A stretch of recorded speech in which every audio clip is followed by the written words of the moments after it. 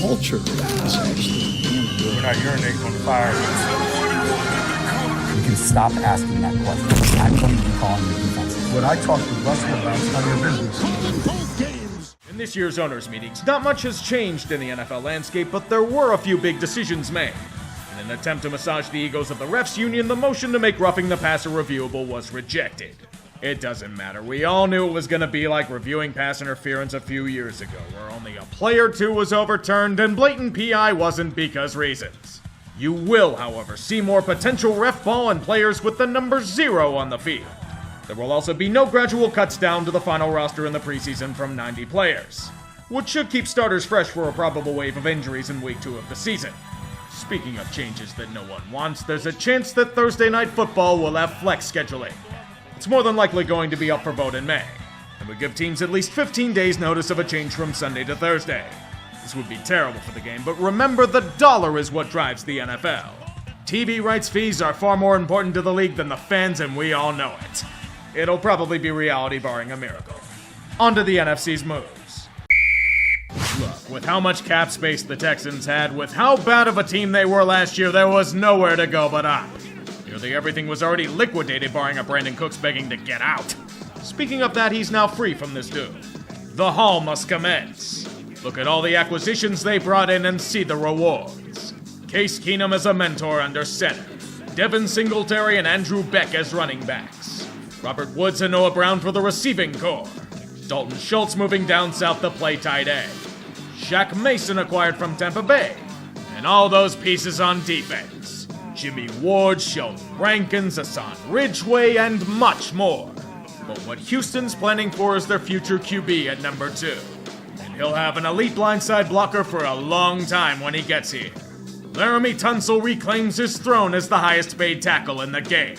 A well-deserved reward for grinding through years of awful football.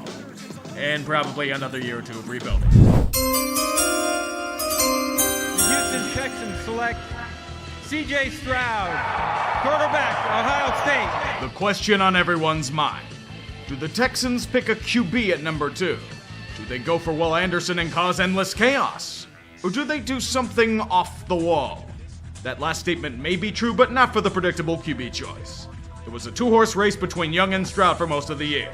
Young was already picked, so the dynamic Stroud is selected.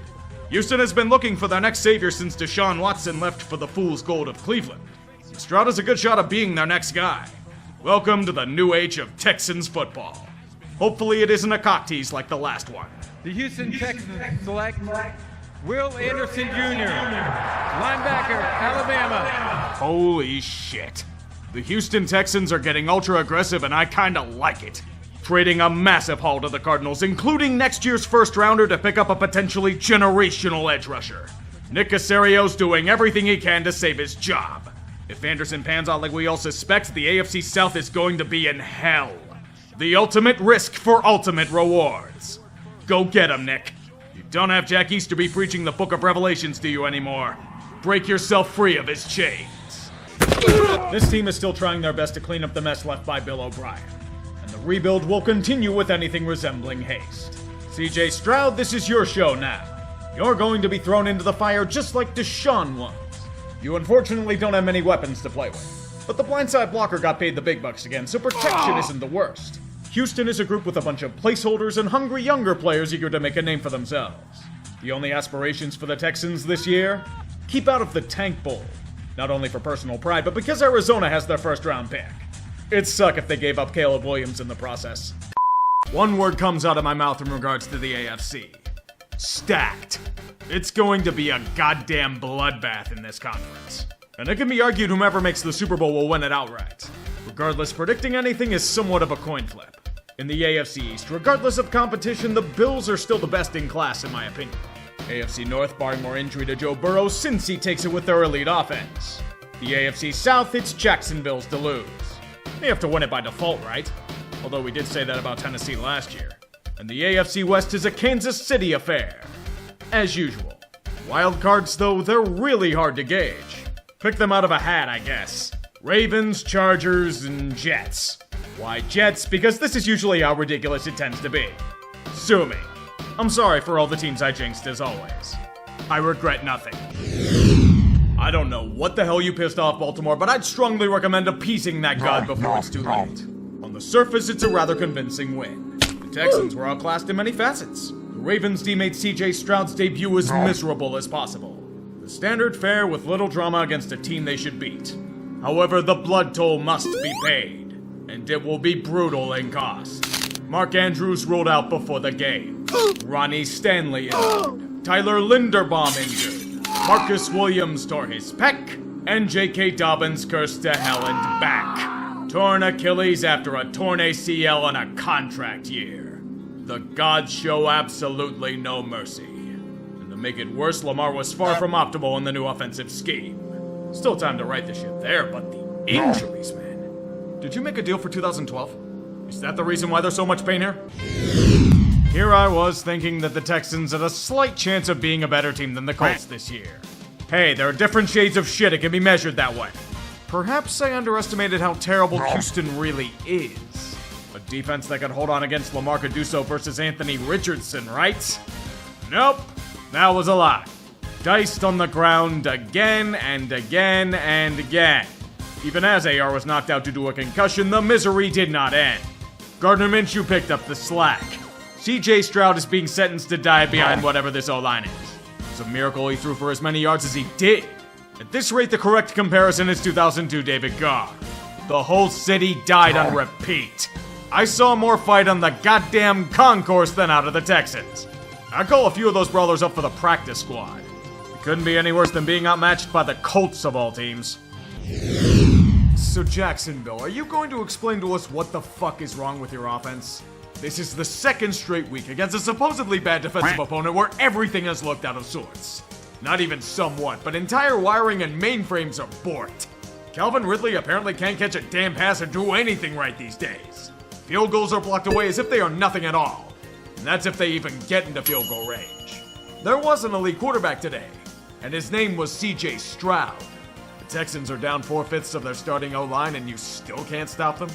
Is this an actual repeat of the Saxonville arc? Trevor Lawrence is throwing to Butterfinger receivers that fumble at the most inopportune times. And then there's your special teams unit, putting together one of the most embarrassing return coverages I've seen in my life. You gave up a kickoff return on a muffed fly ball kick to a fullback. Proof that greatness can strike us from anywhere. Know how this is true? The Texans have beaten the Jags in 10 of their last 11. A reminder that Houston's been a tank brigade since 2020. Better get your shit together quick, Duval. It's starting to reach panic time. Two things come to mind immediately. First of all, Houston is nowhere near as bad as we all thought they'd be at the start of the year. A team down most of their offensive line and rebuilding at the skill positions looked like a calm, poised group that imposed their will on anyone they wanted. D'Amico Ryans has his men dialed in and is scheming against his opponents well to earn wins. On the other hand, Jesus fucking Christ, the Pittsburgh Steelers look like puke. This offense apparently shits itself in certain situations, like when there's a slight wind, or if someone opens the damn door, or if there's a failure to say enough Tomlinisms in a press conference. This defense couldn't do a thing against this? I get CJ Stroud looks really good, but this is ridiculous. This is now roughly month 13 of asking what it's going to take to get Matt Canada fired. The fucker got Kenny Pickett injured, potentially long term. A 4th and 1 out of shotgun? Are you trying to be this fucking stupid? Am I fat, sassy, and spoiled for wanting a fucking offense that can move the ball more than 10 yards a drive? Oh, there are going to be changes. Knowing this team, they'll be playing the David Bowie song at practice. What a fucking joke.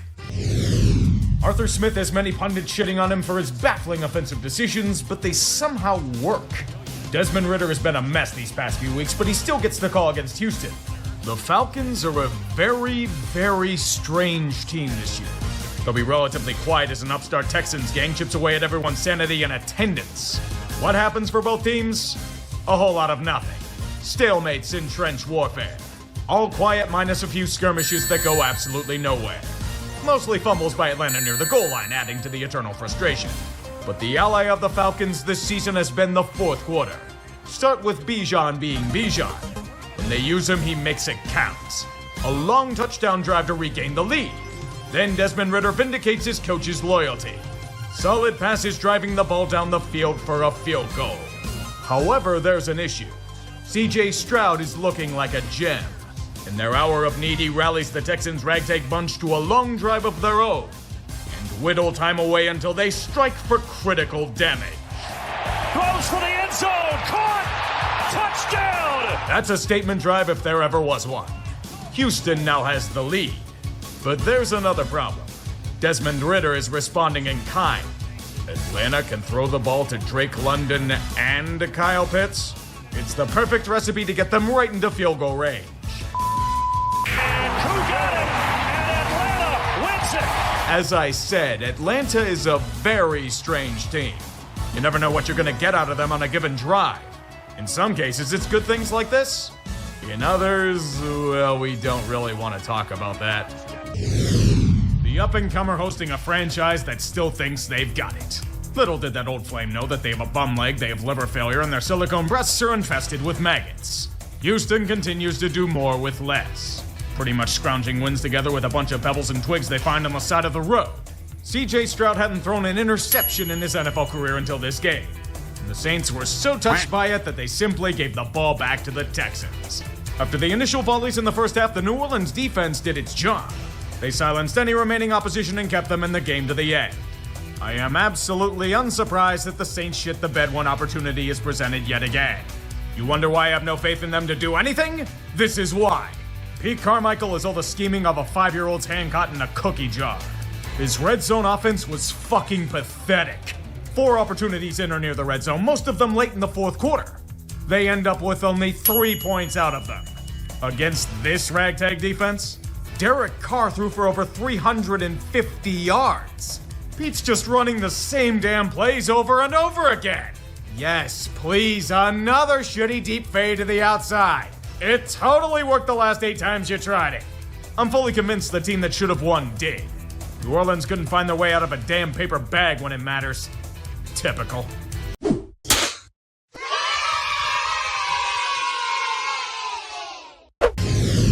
The battle of the number 1 and 2 picks in the draft. CJ Stroud may be showing promise, but Bryce Young has been sent to die in Charlotte. Things are getting a bit dire, and Frank Reich has voluntarily relinquished play calling duties at gunpoint. Considering all we've seen in the mess that Carolina is right now, the Texans should be putting their offense in cruise control and driving to an easy win. However, nothing is ever easy. Regardless of what they attempt, Houston can never shake off the bloodsucker on their body. Self-inflicted wounds and an offense that can't get off the ground most drives gives Carolina a chance only down by 1. Their defense is still pretty good though, so it's to be somewhat expected. What isn't expected is Bryce and the Panthers running off a drive at their own 9-yard line. Young flashes the talent that made him a first overall pick, eating up shitloads of clock and holding off the Hounds of War for their first win on the year. Wait, the Panthers won. What the hell? Special shout out to Tavier Thomas for committing 3 straight penalties to end the game. 2008 Lions and 2017 Browns popped the champagne bottles. An 0-17 team will not usurp you this year. Sometimes when you get 2 mid-tier franchises that engage in warfare, you get a match for the ages. Call it a combination of excellent play and exposing the flaws of each team, but when the Bucs and Texans dueled in Houston, it was a special event. Both squads flashing the talent that either brings hope to the future or harkens to championships past. Baker Mayfield's revenge tour will continue on with haste as he dices up his opposition. But his rival will more than rise to the occasion. CJ Stroud is destroying worlds, making the Bucs secondary look terrible with dimes aplenty. Deep balls to Noah Brown and Tank Dell? Absolutely effortless. Potentially transcendent talent that makes a team certainly forget about previous quarterbacks. The sky fight is on. A showcase of underdogs strutting their stuff in front of an eager crowd. Touchdowns shared in the fight as it's all tied up at 30. Houston pushes down the field in response again, but they're too far from the goal line to counter. It's time for a field goal. Only issue is that Houston's without a kicker. Jaime Fairbairn's out for the game and they're down to emergency options. But out of this adversity comes greatness. You've heard of fat guy touchdown. Now introduce yourself to running back field goal. Dare Ogunbowale's doing yeoman's work and then some. A true legend. The defense has finally managed to stop the tide, albeit temporarily. Tampa Bay has ambitions all their own. They don't just want to tie, they want to win. Baker's doing all he can to make it happen, saving the day repeatedly with great throws to receivers. The one fumbles in the red zone, which the Bucs fortunately recover. The play stood as called when reviewed, and Todd Bowles decided to play with fire, using one of his timeouts instead of running the clock down 10 seconds. The Peter principle in action, and it might mean nothing in the end. Houston up by 3. Shotgun for Mayfield. End zone! Cade Otton! Touchdown! Buccaneers go in front! Baker wants blood, and with limited time, it's all but sealed. There's only one problem. C.J. Stroud. 6 defensive backs in there for the Buccaneers. Stroud looking. Deep ball! Hold in! Takedown! This guy's a fucking machine. That coverage or not, Stroud's going to will them single-handedly.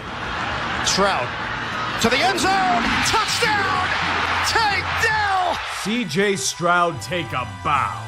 This is the kind of game that puts a player into the elite echelon. Houston, you have your quarterback. He set the rookie record for passing yards in a game, and he set it in style, usurping a win from a team that had it locked down. Tampa Bay, no offense, but a team that had a running back field goal should automatically win. Don't feel too bad there. I think Lovie Smith fucking up the tank of tanks was seen as a detriment. May have been their greatest blessing. Everyone expected the Bengals to be an upstart franchise, but the Texans? Definitely out of left field, but with C.J. Stroud, anything's possible. At least until Cincy's defense stops a pivotal 4th and 1 near their goal line. That's unfortunately all the luck they'll get to start the match. For whatever reason, the Bengals offense is going 3 and out in an endless amount of drives, and the Texans unit takes advantage any way they can. Stroud is cementing his name among the potential elite of the NFL. By driving the Texans to a 20-7 lead, it's still a stunning development to us all. The good thing here is that the Bengals found this to be their wake-up call and would unleash the might of their offensive attack. It mainly involves Jamar Chase being always open and scampering for big touchdowns. Houston has a counter, though. More offense. C.J. Stroud does C.J. Stroud things as David Tepper sits somewhere in Carolina fuming.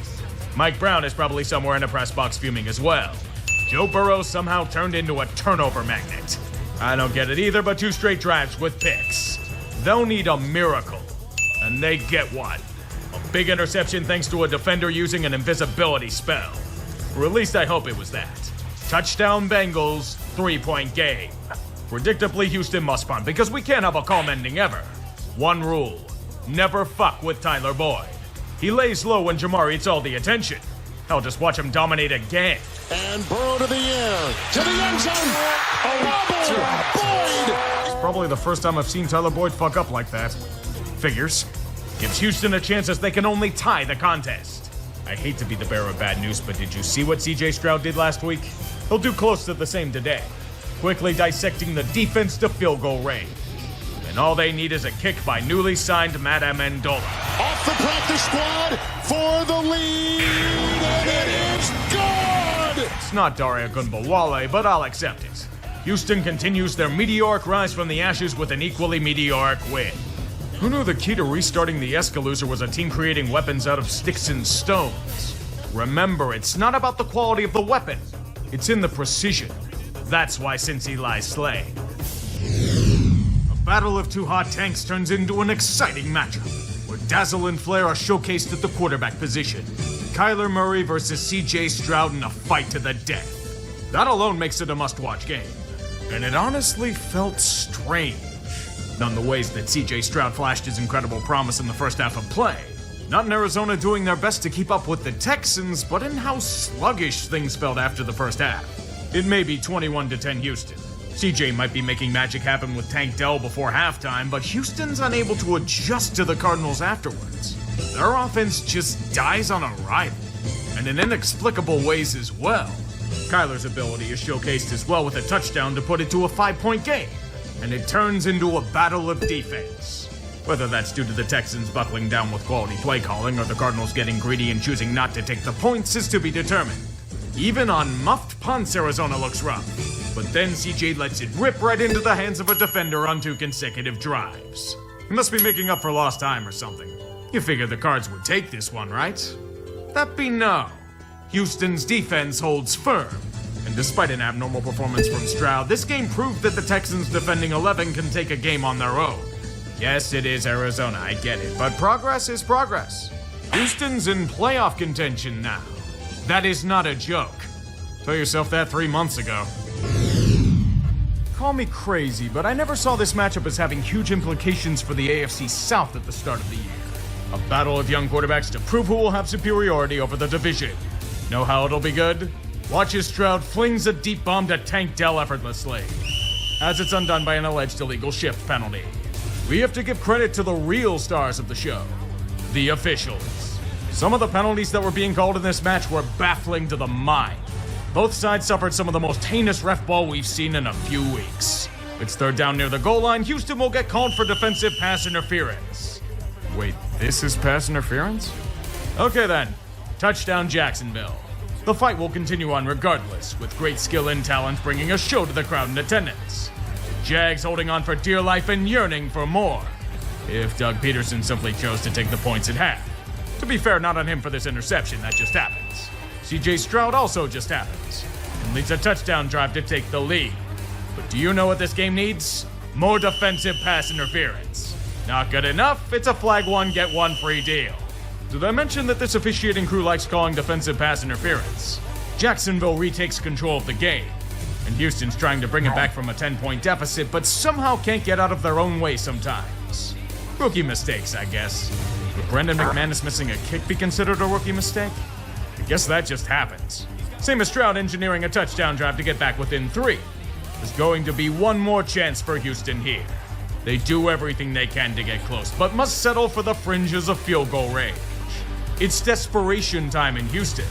They're once again forced to trust Matt Amendola. From 58 yards away, it's on line. Does it have the distance? No! It's short! Off the crossbar. A fitting way to end this game.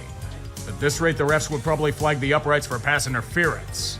Yes, this crew's probably going to be reffing a championship game in January. That's just how it goes. The unsung heroes of the 1 p.m. time slot locking horns to the death.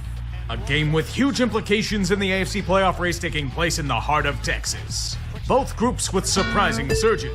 Supplies of opium at all-time highs for both franchises. Only one can prevail. Them's the rules of the game, but I will say one thing. Houston's defense is playing out of its mind. The Denver offense hasn't been anything special, but they've been significantly improved. And to see the Texans' rebuilding unit match them at every turn is an inspiring sight. Thanks to CJ Stroud doing CJ Stroud things per usual, the Texans have a 16-3 lead in the third quarter. Considering how they played, it's only a matter of time until the Broncos get their shit together. Cortland Sutton has emerged into a greater wideout during this win streak, and this incredible touchdown is only evidence of it. Can Russ do it again the very next drive? Will Anderson's having his breakout party. Glad you could join him. Nico Collins catches everything, including a 12-point lead. Denver refuses to give up, though. Jerry Jeudy drives this carriage down the field to get it back to a one-score game. Down by 5, the Broncos can taste a win in the air. And Wilson's gonna chuck this bad boy deep. Derek Stingley rips it away at the last moment. Kinda fitting. Houston burns some clock, but the Broncos hold to keep them without points. This is the time for some heroics. Russell Wilson's been doing a good bit of it as of late, and lo and behold, it's happening again. Tension fills the air in Houston as another show is taking place. Fourth downs being converted repeatedly. The chef is cooking, and the final drive is sure to be his masterpiece. However, anyone can tell you that looks are deceiving. Wilson in trouble, avoids it, rifles, intercepted! Jimmy Ward! Win streak may have been impressive, but it's merely another twist and turn on the ride that never ends. A brutal way to lose a game. Made worse since Denver had endless chances to upend their opponent. Houston has proven themselves the victor today, and it allows them to keep up in the playoff race. Not much you can do if you're the Broncos. Dust yourself off and fight another day. Tip your cap to the Texans defense and move on. We've only got 5 weeks left in the season from hell itself. That means the playoffs are about to be seen as we crest over the hill. And then the race to the finish will truly begin. The AFC is a mosh pit as we all expected. Right now, Miami is the current number 1 seed by tiebreaker, despite questions that linger. Baltimore, after their bye week, is slotted at number 2. Kansas City and Jacksonville, after some rough losses at home this past week, are the final division leaders at 3 and 4. The 3 wildcard spots are bunched up, as the Steelers, Browns, and Colts are all 7-5. The Texans are also 7-5, but the first team out. Denver, Cincinnati, and Buffalo sit on the fringes at 6-6, and the Chargers and Raiders are kinda there at 5-7. This is the playoff situation, and the madness is only going to amplify. There's only one rule, and sadly the Panthers didn't follow it. Don't get eliminated! Tell me if you've heard this story before. It's a rainy Sunday at MetLife where all forms of offense go to die. Despite rumors spreading like wildfire, Zach Wilson is indeed starting this football game. Zach, blink twice if you're being held at knife point to play. Like all matchups in this hellhole, there are only misery and injuries. The first half happened. That is the only positive that occurred in the first 30 minutes. If it didn't end, we'd have been stuck in an endless punting loop. The fortunate thing is that Robert Saleh gave the Jets offense some of his secret stuff to do this revolutionary thing called moving the football. What is this I'm seeing? Zach Wilson not being complete ass? This is unbelievable. It's almost as if he's showcasing the talent that made him a second overall pick. Or it could just be the magic of the Houston Texans finally running out. Their greatest weakness seems to be really shitty opponents. I don't know why, but they turn into a pumpkin in these scenarios. Not to mention Nico Collins' calf gave out on the first charge. I'd say it couldn't get worse, but CJ Stroud's been struggling immensely against the Jets defense. They gave him a concussion as a parting gift. As General Mills flubs everything, there's only one way to wash this week off. A liquor shower. Well, this is gonna take a bit to sort out. Scriptwriters are generating so much hope that it could power a small town for years on end. A mediocrity carousel that'll make your head spin. The age of upsets brings us endless mosh pits. In the AFC, the Ravens seem to be the only team capable of separating themselves from the rest. Miami had a chance to match them, but they choked and are stuck at number 2. But that's only because the Chiefs and Jaguars have been in a state of freefall as of late due to a variety of reasons. The first wildcard spot standing alone are the Joe Flacco-led Cleveland Browns. Gotta love overcoming adversity. Speaking of adversity, the Steelers have self-imposed it on themselves, yet are somehow bullshitting their way to the 6th seed. Even zanier Indianapolis holds the final spot by tiebreaker. It's a 6-way tie for 2 spots. The Texans, Broncos, Bengals, and Bills are alongside them fighting for a chance to move on. Welcome to the mess, kids. We've got 4 games left. Only 1 spot's been clinched and 2 teams are out. Buckle up. Keep your hands inside at all times. And one more thing. Don't get eliminated! Houston got fucked over when the Titans were a franchise there nonstop, but to don their old Oilers unis against the Texans? That's a special kind of petty. To make things sting a bit more, CJ Stroud's out with a concussion. Houston's passing General Mills and going right to a homecoming. Case Keenum. Yes, the same undrafted sensation that came in from Matt Schaub a decade ago, making his triumphant return. I think. Considering that it's 13-0 early on after a ghastly pick 6, the Titans are giving Houston yet another fuck you in their long history. Alright boys, huddle up. Your team is dealing with a shitload of injury, your best receivers are out, and you're starting a veteran backup. All you can do is minimize your mistakes and try to coax points out of whatever you have left. The good news is that they are. No huge mistakes, and they are kicking field goals at the very least. The bad news is that they're going to need more than 3-point increments in this adventure. Tennessee managed to get some semblance of offense going again, despite Derrick Henry having one of his worst performances as a Titan. A field goal has made this a 7-point affair. Case Keenum needs to pivot from his 2016 Rams days to his 2017 Vikings vintage. The miracles that man pulled off that year were the stuff of true legend. And he's doing the same in Nashville. Music to the ears of everyone back home. Even if the passes were incredibly dangerous and should have been picked. However, it's enough to bring the game back to a manageable state. A tie game. The only option is clear. Sudden death. Neither offense can manage to accomplish anything in this do-or-die situation. Suffocation, the name of the game for both units, twice for the Titans. To further add to the sting, Will Levis suffered a nasty injury on the final play of the drive. Sorry, Tennessee, you used up your magic last week. This time, it's Houston's chance to steal a win from the clutches of fate. You can stop them at any time, boys. Devin Singletary could get a touchdown, but we need to add to the drama with the holding penalty. Time is reaching 0. And Kaimi Fairbairn has everything depending on his leg. John Weeks, the snapper. Cam Johnston, the holder. Fairbairn's kick is good. And the Texans win it. My God, they did it. No CJ Stroud and they pull a rabbit out of their ass against all odds. Yes, it's only the Titans, I don't give a shit. This win gives their season a much-needed lifeline. We assumed their power was gone, but they discovered some more reserves. It gives them the greatest prize. A middle finger to Bud Adams' grave. Another tick of the clock is passed. And while several teams have secured tickets to the dance, there is so much more at stake in this final stretch. The first seed in the AFC is all but Baltimore's to gain. Barring a sudden skid, they'll be getting a needed first-round bye. Miami and Kansas City have a chance, but will need a lot of help for it to happen. The AFC East is still a contest, mostly because of Miami's choke. If the Dolphins lose these next 2 games and Buffalo wins them, it would set up a Week 18 clash for all the marbles. The AFC South is the next premier destination. With Jacksonville's recent slide, there's a 3-way tie for the title. However, the Jags still control their own destiny in this regard. The Texans and Colts have roughly an even chance of claiming it for themselves. The wildcard situation is still murky. Cleveland's win has all but guaranteed them a slot, but there's still a 4-way tie for 2 spots. Cincinnati's still rattling off wins, Indy and Houston are defying logic itself, and the Bills are coming in red hot. Pittsburgh and Denver are all but out due to recent defeats, but still have an outside chance. I wish you all good tidings and safe travels in this final week of 2023. Christmas season is hectic, but these holidays get more special with age. Enjoy your time with friends and family, cherish what you have in life, and do me one favor, please. Don't get eliminated! We are in the most desirable of all possible timelines. A world where Joe Flacco is leading a team to a playoff run in 2023. What a time to live! Those beautiful rainbow spirals harkening back to 2012, it's a throwback to a better era. Joe Flacco is elite.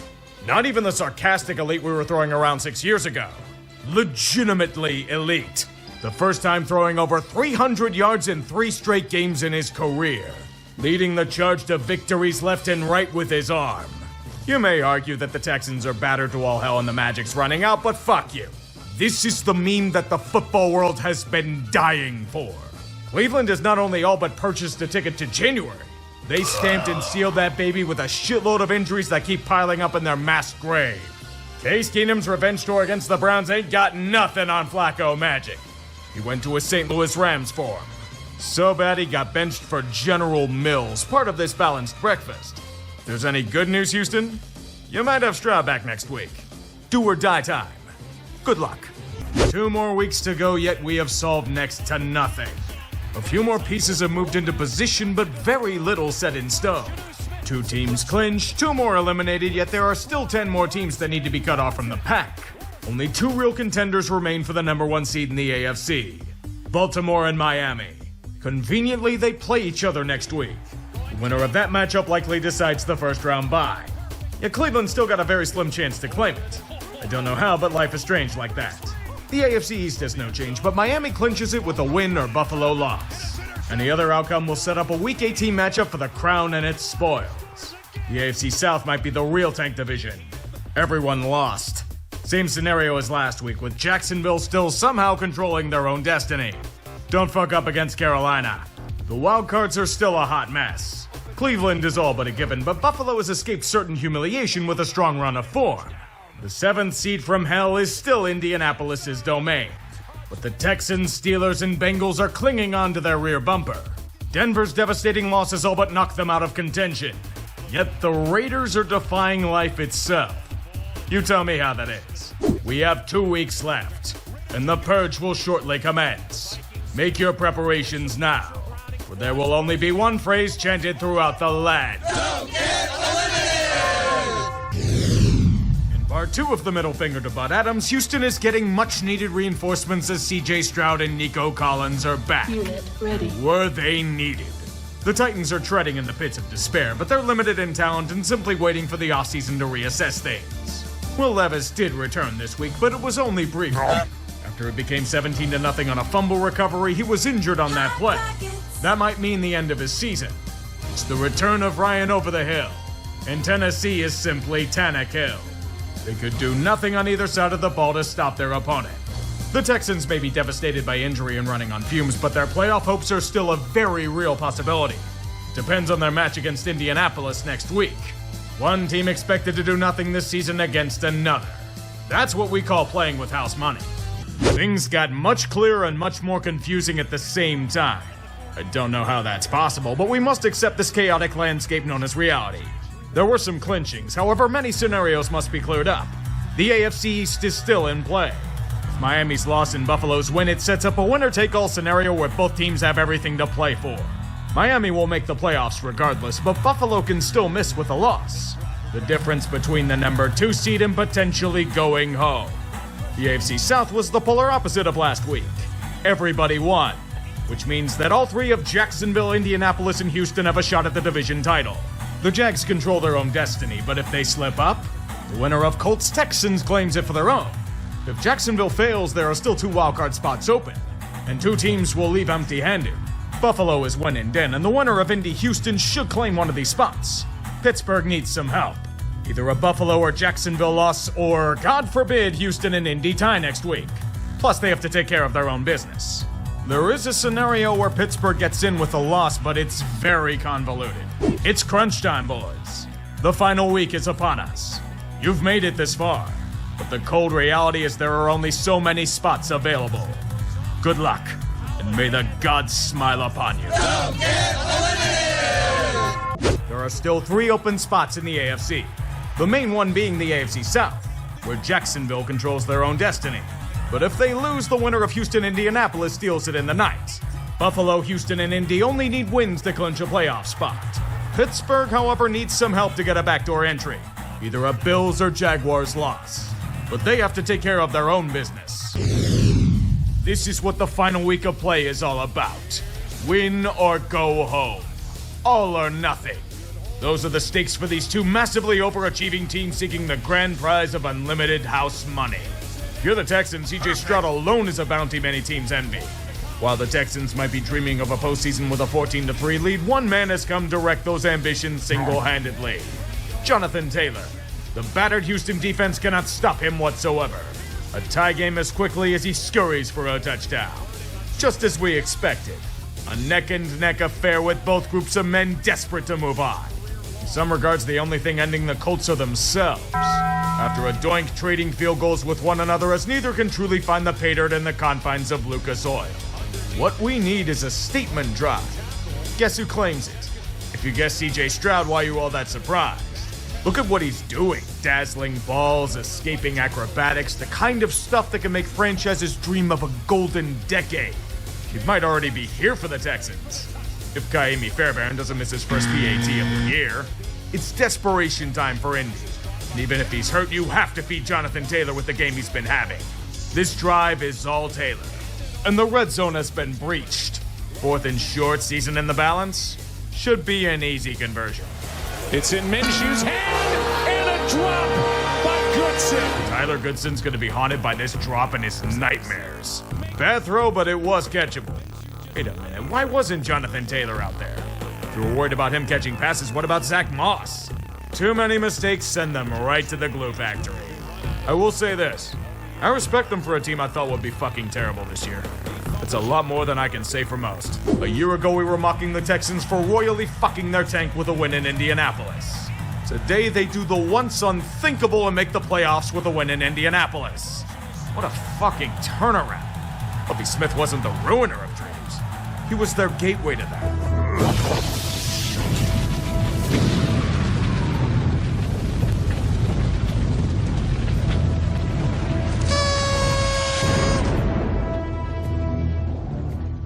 It has been settled.